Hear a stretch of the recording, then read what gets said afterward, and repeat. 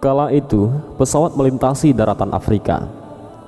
Di antara salah satu penumpangnya ada Habib Quraisy dan ibu tua yang berumur sekitar 65 sampai 70 tahun dengan berpenutup jilbab di sebelahnya.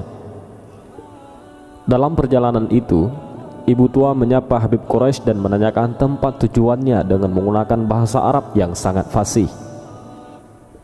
"Mau kemana Anda?" tanya ibu tua itu. "Saya akan transit ke Yordan, kemudian melanjutkan perjalanan ke Yaman," jawab Habib. "Asalnya dari mana?" tanya ibu tua itu, juga dengan menggunakan bahasa Arab yang sangat fasih. Kemudian Habib menjawab, "Saya berasal dari Indonesia." Karena mengetahui Habib Quraisy orang Indonesia, kemudian ibu tua itu menggunakan bahasa Indonesia dengan sangat fasih. Padahal dari perbincangannya, beliau tahu bahwa ibu tua itu adalah wanita kelahiran Jerman dan warga negara Jerman. "Adik di Indonesia itu dari mana?" Habib Quraisy katakan, "Saya dari Jawa." Tak ubahnya seperti mengetahui sesuatu, ibu tua itu lantas merubah dialognya dengan menggunakan bahasa Jawa, yang dialeknya sangat halus dan sampai-sampai Habib tidak paham dengan apa yang beliau katakan. Habib berkata, "Luar biasa, ibu begitu banyak menguasai bahasa sampai bahasa Indonesia dan Jawa, padahal ibu adalah orang Barat." Ibu tua itu hanya tersenyum seraya berkata, "Alhamdulillah, saya menguasai 11 bahasa dan 20 bahasa daerah." Silih waktu dari perbincangan Habib Quraisy bersama ibu tua itu akhirnya mengarah kepada hal-hal yang berkaitan dengan agama. Ibu tua itu mulai mengupas pembahasan tentang Al-Quran dengan indah dan sangat mahir.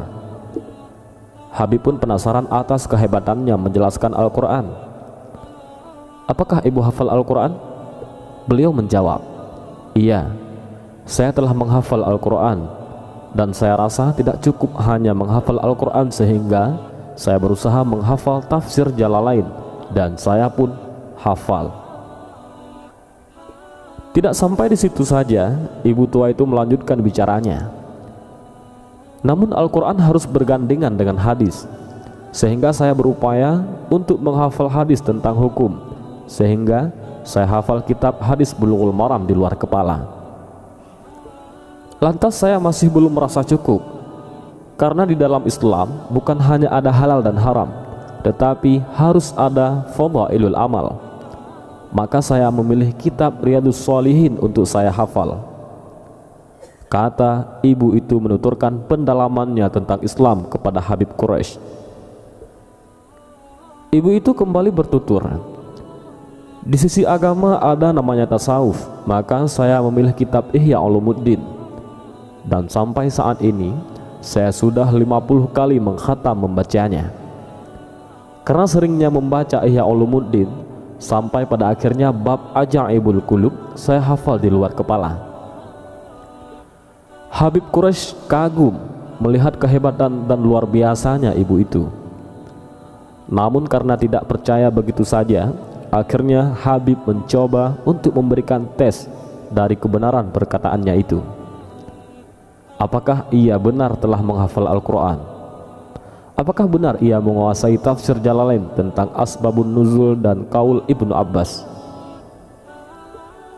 Setelah melalui beberapa pertanyaan, ternyata benar ibu itu hafal Al-Quran dan bahkan mampu menjawab tafsirnya dengan piawai dan mahir.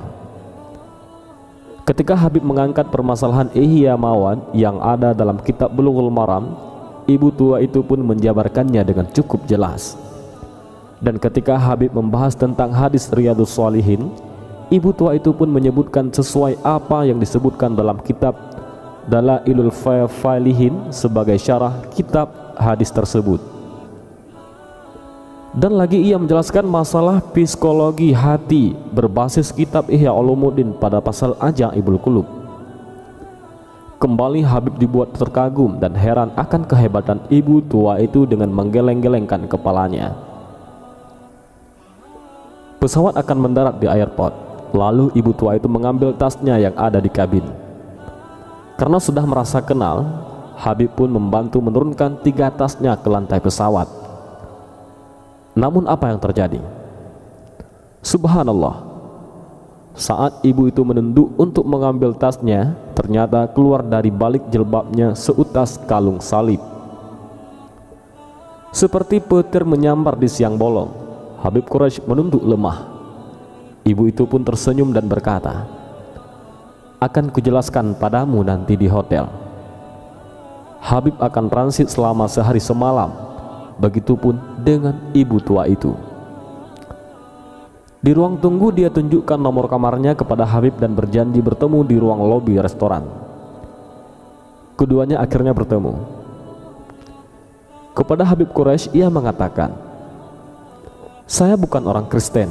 Mengapa saya keluar dari Kristen? Karena saya menganggap Kristen itu hanya dongeng belaka. Dan kalung ini bukan berarti saya Kristen, tetapi kalung ini pemberian dari almarhumah ibu saya." Ia mengatakan bahwa ia telah mempelajari Kristen, Hindu, dan juga Islam. Ia mengungkapkan ketertarikannya mengenai keagungan yang ada di balik wahyu Allah dan hadis Nabi Muhammad. Lalu Habib bertanya, "Apa agama ibu sekarang?"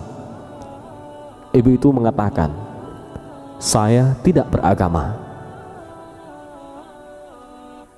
Andai ibu masuk Islam, begitu membaca 2 kalimat syahadah, ibu akan langsung mendapat titel ulama karena luasnya ilmu yang dimiliki, kata Habib.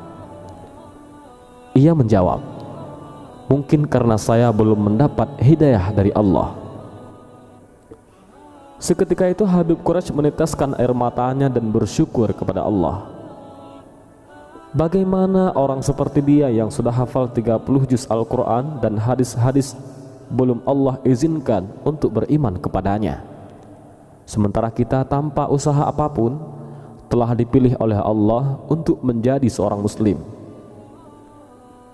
Adakah yang tahu betapa mahalnya hidayah?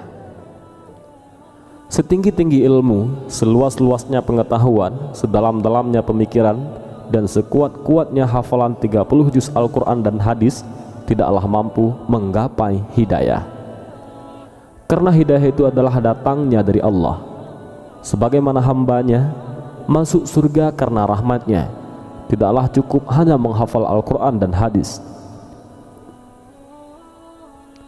Demikianlah kisah luar biasa ini.